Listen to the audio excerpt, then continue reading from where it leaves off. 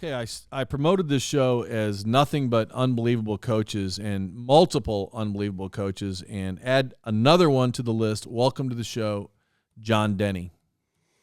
Thanks for having me. Good to be back. How is SWIC women's basketball? I know you guys are having an unbelievable season. Yeah, we're off to the best start we've been.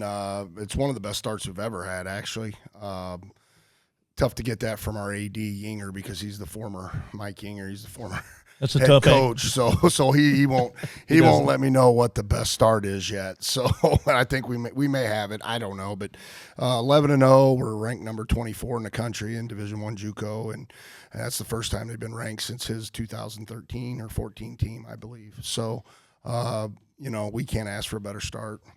You're ranked number 1 in the Metro East Sports Podcast JUCO rankings. We'll take it. You were number 2 for a while, but okay. Lewis and Clark has women's basketball, right? They do. Okay, they so do.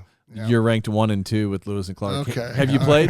Have you played Lewis and Clark yet? No, we play them right before Christmas at our place. We play on the 16th. Okay. Yeah. Looking forward to that one. Is that a meaningful game for you or not? A more meaningful game, I should say. No, I mean it's a non-conference game. They used to be in our conference and region, but they've gone Division II, and they are with like Lincoln Land and Parkland and ICC, and they're in the MWAC, and we're in the GRAC, which is the Great Rivers Athletic Conference. They're in Region 24 as well, but they're Division II. What does having a guy like Greg Nolhoff do for your staff? Oh man, he's I know he's sitting across the table, and this isn't to stroke him or anything like that, but he's been huge for our program. The 2 years, 1 year as an assistant that I had, and 1 year as a head coach before he got there, I was doing 99.9% of the recruiting, and now he gladly took that on, and he is an absolute animal in the recruiting. Like he does more than I do now, and I would have never said that before. I would have said we're 50-50, but he is just, I tell him, hey, I got back with, Kamira Foster from Hazelwood Central. He goes, I sent her a text yesterday. He's on it. He's a retired car in the car business, obviously. You guys know that. And he's brought that to our industry. And he knows parents by first names. He's recruiting kids. We got our first 2 commitments ever from kids in Dallas, Texas. So we're in that region now. Did you recruit those kids? Yeah. I did, yeah. Where did you find them? AAU coaches reached out to us. John and I have put in a lot of work over the summer, traveling and got the word out. And people see us there at the gymnasium, and they just kind of reached out and sent us film. Then we look at the film and dissect it, and then say, hey, I like this kid. Let's go for it. Being out there hustling. Yeah, that's what it is. I think the big thing with having Greg on staff is we see the game pretty similar. We're pretty much spot on the type of players we want for our system and our program. Stop. What kind of players do you want for your system and your program? Kids that are tough. Yeah. Kids that are gritty. Let's get after it. Absolutely. Ball goes on the floor. Some people jump away. Some people jump in. We got to be first to the floor. Every time. Every time. In practice, in games. Hell, I'll jump out there and get first to the floor if I can sometimes. Good for he you. Has. Good for you. Can you make a kid tough? I think you can make them tougher than what they are. I don't know if you can make them tough, but I think it's in them, and that's kind of what we're looking for when we recruit and we talk to coaches and we talk to people that are involved with them. So, but like I said, we want those same type of players. Greg and when I hired him, I told him I didn't want a yes man. I wanted somebody that was going to throw different ideas at me. So, I can process it, and maybe, hey, that's what we need to do. Sometimes, most of the time I listen. Sometimes I go my own way with the decision in game. But for the most part, he is not afraid to contradict what I'm doing or saying, and he's not afraid to say it to me, and it's not like he's going to hurt my feelings, but he's been around a long time. We do a good job, I think, of learning from one another. I didn't expect him to say that you were the expert recruiter. I thought he was going to say he's my guy on the bench. He notices tendencies, like this guy dribbles left, this guy dribbles right. So you're a master recruiter, And how do you do it? Yeah, I don't know. I just try to stay in my lane. I like the aspect of trying to watch film and, get a kid to come to Belleville, Illinois, and show them a vision of what we're trying to do is get to the national tournament. And if it's good enough for me, that's why I'm leaving O'Fallon. I'm on to the next goal and see where we can go. And in 2 years, we're nationally ranked, and I think it's a possibility. So this is year number 2 for both of you guys there? This is my 4th year as the head coach. It's his 3rd year as the assistant. So he's had 2 already underneath him. Greg, do you spend a lot of time going to the AAU tournaments throughout the Midwest? Not a lot, but I have gone with John to Milwaukee and been down to Louisville. Okay. So I'll pick out one here or there to go do my own thing. While he's coaching his AAU program, I'm going to all the different courts and checking Awesome. kids out. Yeah. How many assistant coaches do you have? We have Greg's the top assistant. We have Natasha Hodge, she's been there for 5 years. She was a player at Belleville East, and she was there a year before I got there as an assistant. She's a local coach. And then we have Allie Treckler, who played for me in high school and played 5 years at SIU Edwardsville. I remember. She's a volunteer assistant. And, Friend of the show. Yeah, she's great. All right, she's awesome. All right, I want to get to some of the upcoming games and some of the goals and what's going on at SWIC, and also I want to talk about this high school tournament. Okay, you guys just had. Sure. If you're looking to buy or sell a home in the Metro East on the Illinois or the Missouri side, please give our partners at Keller Williams Marquis Jeb and Ginger Blassingame the chance to serve you. They have offices in O'Fallon and Edwardsville with more than 165 agents. The Blassingames are a family-owned business that has helped over 11,000 families find just the right home. The Lipes are one of those families. Jeb and Ginger sold our house so fast because they're experts at staging and pricing, and they helped us find the perfect home, and they can do the same for you. No wonder they've been ranked in the top 10 real estate teams in North America. Give Jeb and Ginger Blassingame a call at 618-578-9276 or check them out online at blassingamegroup.com. You will not be disappointed. All right, let's start with this high school event that I just saw all over social media this week, and tell us about that. We started it last year. This was the 2nd year that we've had it. Originally, my idea was I wanted to have Illinois versus Missouri. We had mostly those games last year. This year, we had a few less Missouri teams that wanted to commit to it for whatever reason. Incarnate Words all over the country, and Live for Life was out of state as well, and those are 2 teams we lost. But the way we did it this year, we went a lot more local. We brought Freeburg into the mix. We brought Edwardsville into the mix. We brought Belleville East into the mix. And I think it really helped us out as far as people in the stands. And CM. And CM was in it last year as well. But, yeah, I mean, we had a lot of local flavor in there, and I think that's Oakville was a new one this year. And we just thought that, getting those local matchups and put people in the stands and maybe get some matchups that you don't usually see in a tournament or, a 4A school against the 2A or, whatever it is. So. And you were accepting sponsors last year, right? This last year, weren't you looking for some sponsors? Yeah, we did. So if you're interested in sponsoring next year, folks, reach out to Coach Denney.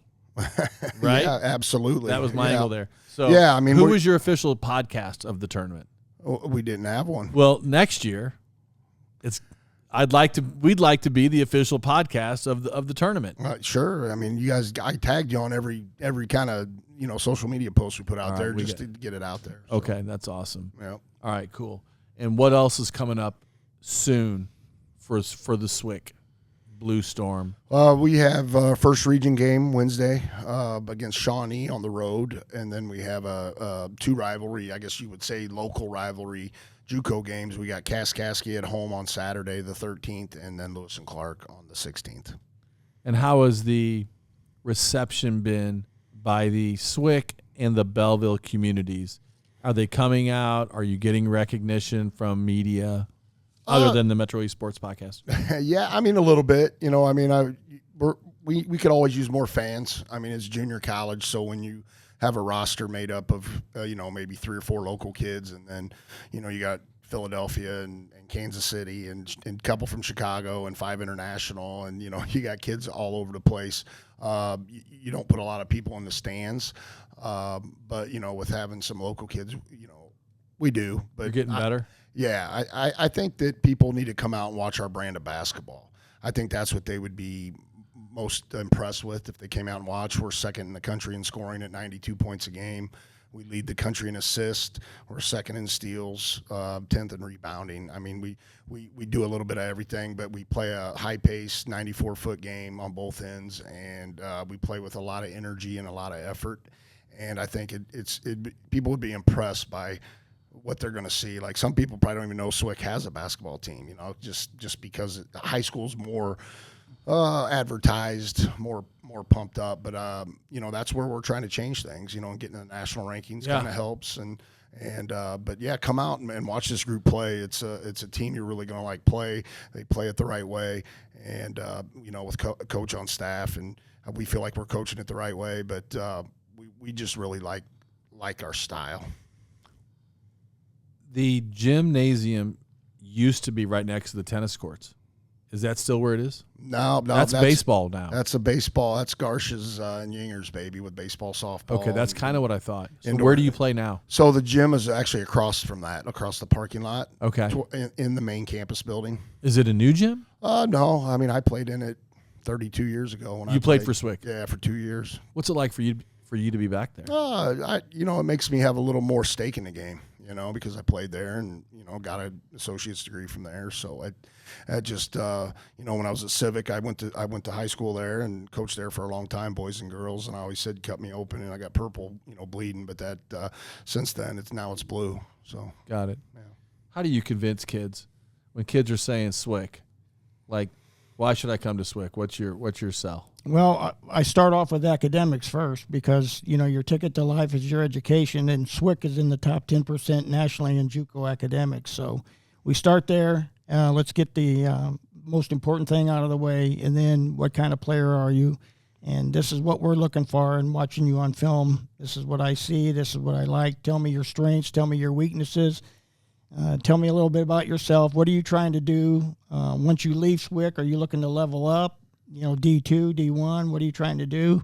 And just kind of, you know, build a relationship and tell them what our vision is, what we're trying to do, and see if we're on the same page. And, you know, there's a lot of kids out there that think they're D1, and they could be, and they're going to go maybe and sit the bench. This is an opportunity to get a free education, get on the court and play right away, get in the weight room, develop, and then we'll find a place for you your junior and senior year.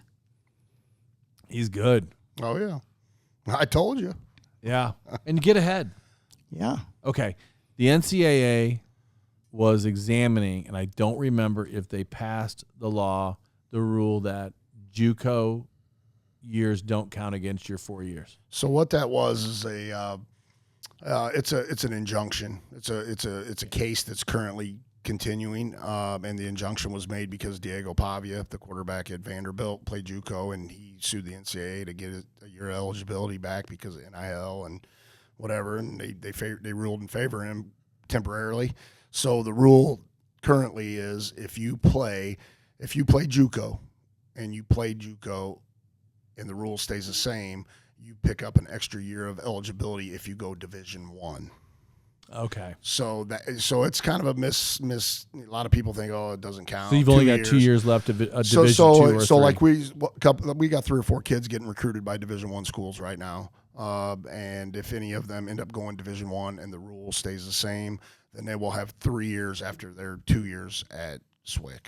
So they'll have 3 years to play at the Division I level. Okay. So basically, it's giving them 5 years. I think a lot of what we're hearing is that Division I and II are really just trying to get every basketball player has 5 years of eligibility. They're trying to change it from 4 to 5, and that's going to do the same thing for JUCO. Like, you'll still have 3 after you leave, but what will that do for kids, and how will that impact you? If they make it 5 for every level, I think we'll lose some of the high school kids that we're getting right now, because I think they'll just kind of take that year at a 4-year school and just be like, hey, you know, I got 5 years there now to or transfer with the portal or anything like that. Right now, it benefits us. JUCO benefit is there's so many transfers, COVID years, the JUCO year now, that when you're coming out of high school, there's Division I rosters and Division II rosters that are overloaded, and you're not going to play. And so what's happened the last couple of years is we've gotten some players that we think were steals, and it's because the Division I's just didn't want to commit to it, because and I don't blame them. If I was recruiting Division I and coaching at a Division I school, I would want grad transfers and kids that had already played for 2-3 years at college, and because they can just transfer in. So I would definitely recruit the same way, but it's basically going 4-year schools, portal kids, and then it's going JUCO kids, and then high school kids. Some of the kids that would have been no-brain Division I roster kids are kind of getting left out in the cold, so that's where we got to jump in and snag them.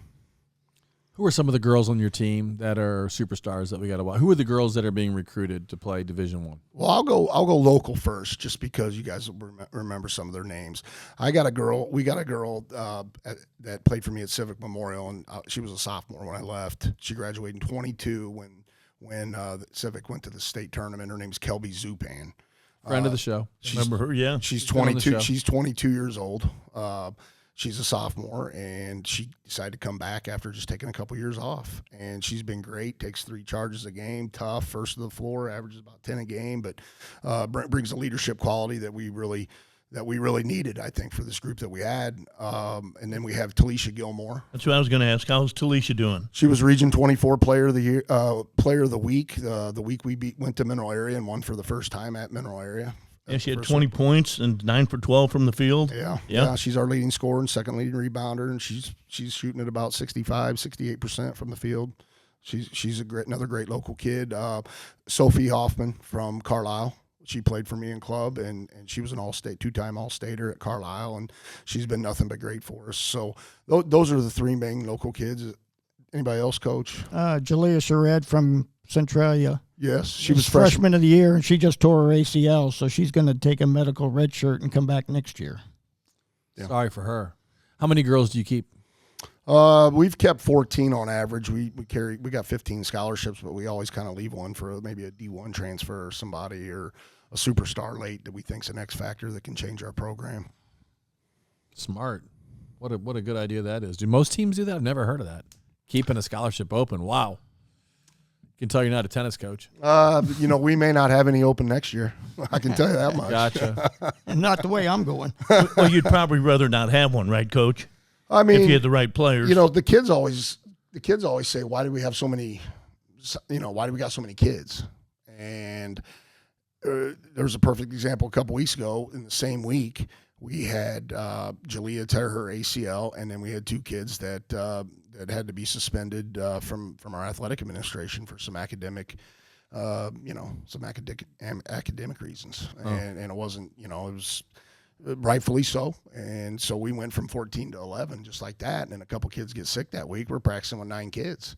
So, that's we've excused kids from the team for either academic reasons or inability to be a good teammate. We don't want kids that aren't bought in. And so we feel like 14, hopefully we end with 14, but if you do have a couple instances, you're still going to have a good 11, 12-man roster. I think the more you win, the more interest you're going to get. Oh, it's already starting. Recruiting, yeah. You're getting people's attention. We've already had a Division I transfer reach out, not to us, but through somebody, and they're interested in coming here. I guess it's not working out where they're at. And I said, when you get your release, we'll talk to you to see if you fit what we're going to do. But, I think the more we win, but at the same time, we always tell the recruits, the scholarships the offers don't last forever, and we just let them know when they're falling off the table. And he was wiping them off the board today. He come in all fired up and he goes, "We're taking these kids off the board," and it's because they've either chose to go someplace else or they're not answering text or calls or something like that. What's etiquette? Is etiquette, hey, Coach, I appreciate your interest at this point. I'm looking at this school. Yeah, just kind of give us an idea. If we got 5 scholarships left, I think are we in your top 3? Should we continue to recruit you very vigorously? If not, it's okay. Let us know. I think if you're talking to them, we would appreciate a call. If you're texting with them all the time, at least give us a text. But when you don't say nothing, you know what I mean? Yeah. And then you come back in April and say, we want a scholarship. They're I think, gone. In some cases, I think kids are maybe trying to be polite, or they just think they think that they're not going to need you, and then later on they want you. Especially at junior college, 100%. And I think a big thing is, and this is nothing against the generation of kids, but I think they have a hard time communicating. It's tough for them to talk. That's why we text with a lot of kids, because they just communicate better like that, unfortunately. But we appreciate the kids that have a good conversation. Like when we set up a call, he'll ask me, "How'd it go, coach?" And I'll be like, "Hey, man, that was one of the best talks that I've ever had with a kid." Like she was controlling the conversation. I didn't have to feel like I was doing it. And then there's some kids that you're like, "Are you still there? Hey, are you still there? Did I lose you?" But yeah. So she probably texting some other coach. Playing video games. Right. Keep up the good work, man. You might be the hottest team in the Metro East right now. Well, it's undefeated. We really like our team. That's the thing too. Yes, we're winning and stuff, but we got a group that shows up and wants to get better. And it's easy to coach, I feel like. I don't know about you, Coach. What do you think? Yeah, we play 10 or 12 deep. So I think our roster at the JUCO level, if you can have depth, you can wear teams out and really succeed for 40 minutes. So if I take 5 out and put 5 in, we don't lose anything, which is you don't see it very often at the JUCO level either. Yeah, I think you see more superstar type players, and there's teams that have better, maybe better individuals, 1 through 4, 1 through 5. But I think it'd be hard pressed to find a team right now that's as good as us, 1 through 12 in the country. We feel that way. We played the number 2 team that was preseason number 2. In preseason number 15 in preseason games in Memphis in October, and we were winning we won both those games till the very end, and we just kind of fell short and lost by 4 and 6. But we thought we had more depth than those teams. Yeah, for sure. Coach, I was talking with Greg earlier. You think the road to the playoffs is through Vincennes, but in the GRAC conference, who's your most hardest competition there? Well, I think Wabash is still a factor. They lost a lot, and they've had some coaching and some off the court issues going on. But they beat Moberly by 21 the other day, so I'm sure they're going to figure it out and be better. John Logan just beat Three Rivers, who was number 6 in the country. So, but that was after they got beat by 50 by Three Rivers. So. What? Yeah, Three Rivers beat them by 50 2 weeks before, and then they beat them in overtime last week at John Logan. There's got to be some personnel. That could be, but at the same time, Logan's down on numbers because they've had kids sent home and they've had some injuries, and but I thought it was a misprint, but they beat them in overtime. So I don't think every given night we gotta play one at a time. I know it's cliche, but when you see those type of scores, you just. I think our biggest opponent right now is Shawnee. So, and the playoffs are in March for you, like everybody else. Yeah, the region tournament will be first or second week of March, and then national tournaments at the end of March. So, and they've never qualified for the national tournament before. Oh no, SWIC's been there 7 times. They're the only team in Region 24 that's played for a national championship. Okay, I thought you said that they'd never been nationally ranked before. No, it's been 13, 14 years. Since they've been nationally ranked. So it has happened. In 2000, Coach Yinger's team played for a national championship. Okay, and lost to Tyler, Texas in the national championship. So they finished as high as being a finalist. Second place finish. Okay, cool. So, but you were asking about players. Our best player, we could have a different best player every night, but we have a Croatian kid that was on the national team, 5'10" kid, SIUE's on her, Western Illinois, Bradley, Northwest Louisiana. Her name's Eva Medjugorje. She's our 3rd leading scorer, and she leads us in rebounding at about 8 rebounds a game, and has about 5 or 6 assists a game, leads us, and steals at 4. So she's a complete player on both ends. Carlotta Ray is from Madrid, Spain. She's a 5'11". Those 2 kids play 3-4 for us, but they're really 2-3s at the next level. They're big guards. Those 2 have been getting most of the recruiting interest. So, and then Talisha is obviously getting some Division I stuff. SIU's really high on her as well, and a couple other schools. So, you know, and Kelby Zupan's got some interest, which I love. Yeah, I remember Kelby on the show. Okay, so do you have special motivation? Are you more motivated to try to send kids to SIUE? Not necessarily. I mean, we just want to help kids get to the next level, whichever it is. We've had 15 kids. I've had 15 kids graduate in my 3 years as the head coach. 2 of them chose not to even play anymore, like their playing career was over.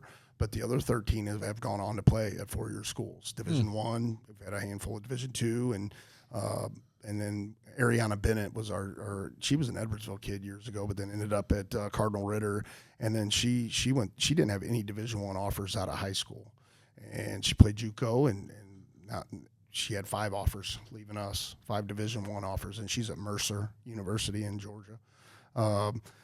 But we've in AIA. I mean, we've got them at all the 4-year schools, and we're that's what we want to do. Want to help. I mean, if Sam's smart, I think she would recruit our kids because they're tough. They got the ability to change the game, and I think they would.